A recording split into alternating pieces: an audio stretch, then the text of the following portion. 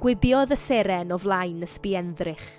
Rho'r cebab yna i lawr a tyd yma i edrych, medda un o'r criw doeth yn syn wrth y llall. Os ti'n yn gweld honna, mae rhaid bod chdi'n ddall. Ymhell i'r dwyrain o diroedd Jwda, roedd pobl dysgiedig, wel 3 o leia. Ser a gwneud synwyr o'r byd oedd eu pethau, a'i chwilfrydedd yn esgor ar stor o gwestiynau.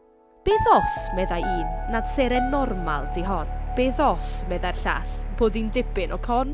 Oes brenin arbennig wedi ei eni? Pa ddiw achosodd i'r cytser a'i weni? Hap a damwain yw'r cyfan, paid â chyffroi, fydd y seren di darfod cyn i ti droi.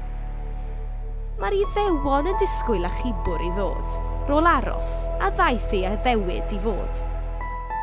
Ond cofiwch, os awn i ddilyn taith irgel, dim joc yw teithio mor bell ar gefn camel.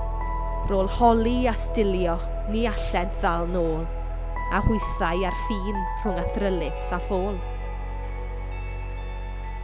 Cychwynont ar daith i ddilyn ei harwydd, fod y dwyfol yn cyffwrdd y byd ma o'r newydd. Os yw Duw'n dod i'r byd, rwyf am iddo'n chofio, rhof air pur i'r brenin, rwy'n sicr o'i blesio. Sut fyddai'n gwybod mai hwn yw yr un? A'r seren sy'n twyllo fy meddwl fy hun? A beth wnaiff y baban i helpu'r hen fyd? Os oes Duw, pam y boen a'r dioddef i gyd?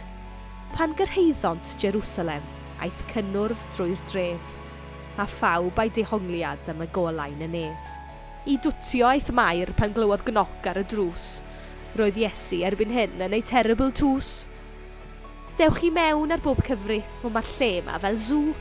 Roedd hi'n lanach na stabal formil ar fy llw, ac yna fe'i gwelsant, wyneb yn wyneb, a gweld mewn bod dynol wedd tragwyddoldeb. Mae'r anreg o air nawr yn edrych fel briwsion.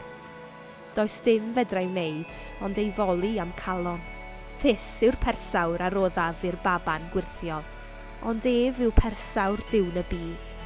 Mae yma gyda'i bobl, a myr yw'n rhodd, yr olew drud sy'n chwerw iawn i'w flasu, os dod a wnest yn was i'r byd, byw i farw fyddi.